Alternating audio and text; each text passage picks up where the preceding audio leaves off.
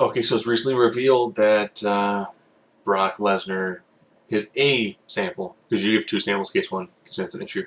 I do the same thing which you do swabs at most places, but you'll do two samples, so in case one's positive, you've got one to fall back on to verify you didn't have an issue around the test. So the anti-doping group, anti-doping agency association, uh, his June 28th sample popped hot. Of course, they don't say what.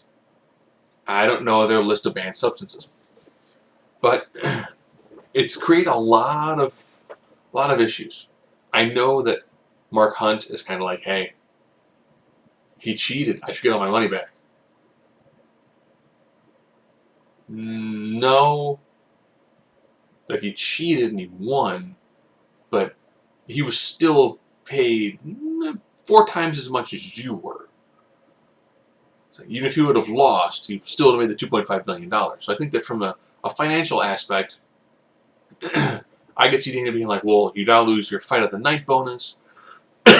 I'm stripping over the bonuses. I can see that, yeah. But not giving them to Mark. He got his money. It's not like someone cheating reverses a lot of things. If it were to be so, then Alistair Overeem, who popped hot after the Lesnar fight, would have had similar consequences. So does it hurt Brock Lesnar long term? Yeah. If it doesn't indeed end up being that he did violate the rules, yeah. People be like, see, wrestling guys always all roided up. It's hard to beat that stigma. He did potentially, again, gotta do shadow of doubt. He did do something that made a test pop positive. If the B sample comes back and it's bad, treat Brock like you treat everybody else. How does that affect SummerSlam? Well, technically, Brock was popped before in the past, for I want to say it was painkillers, but that would have been 2004? 2003, 2004. It's a real long time ago. I think it also predates the wellness policy. Or is really close to the wellness policy time. Because he wrestled contemporarily with Chris Benoit.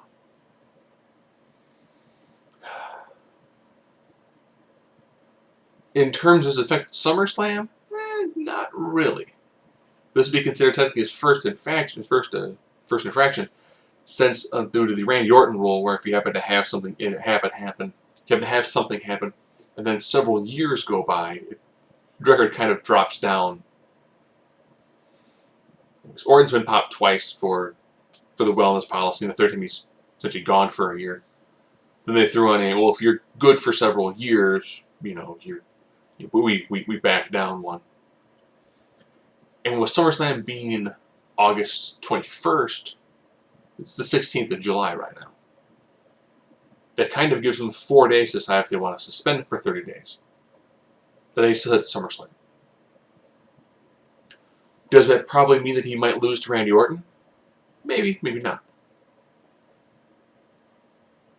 Does it affect Brock Lesnar financially long term? Oh, yes. Yes, it does. He got to hit that sweet spot of, man, I just made a truckload of money from UFC. Vince, next we're going to go see him and be like, hey, man, I made like $6 million a night. Paid me like $4 million a year. I can do, 3 fights every 2 years to make more money than I make here. How much more money are you going to offer me? Special attraction events. You gotta pay me. Brock is what Brock wants. And Brock wants money. Lots of money. Wait a minute. Vince, I'm in a conversation with Dana. Dude. Alright, Vince, Dana, you got Brock. Who wants me more? Now it's going to be like, want to do some more UFC stuff, but I got a black spot on my record. Maybe he won't get $2.5 million next fight. Actually, he shouldn't get $2.5 million for next fight anyways, but besides the point. He draws eyes to the products, so he's worth the amount of money they put on him. But it doesn't affect him long term from that aspect. Whether it ends up being, well, it was a false positive, he's fine. It still prevents a high amount of stigma. So we hope we saw Brock Lesnar at his absolute best, his fittest, his most powerful. It ends up being that he had a test issue. It's not one of those things that from a wrestling fan standpoint, it's like, man, I was thinking Brock did it. That's the way he probably should have fought the whole time, but he had the diverticulitis, and that's like, oh, you got popped on a test.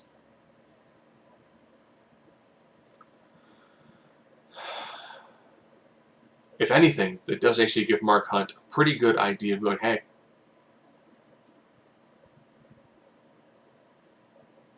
I want to face Lesnar again. It adds a decent amount of backstory to a potential rematch. So, as the story unfolds, we'll have more data, more information on it, but as of right now, Brock got some splaining to do.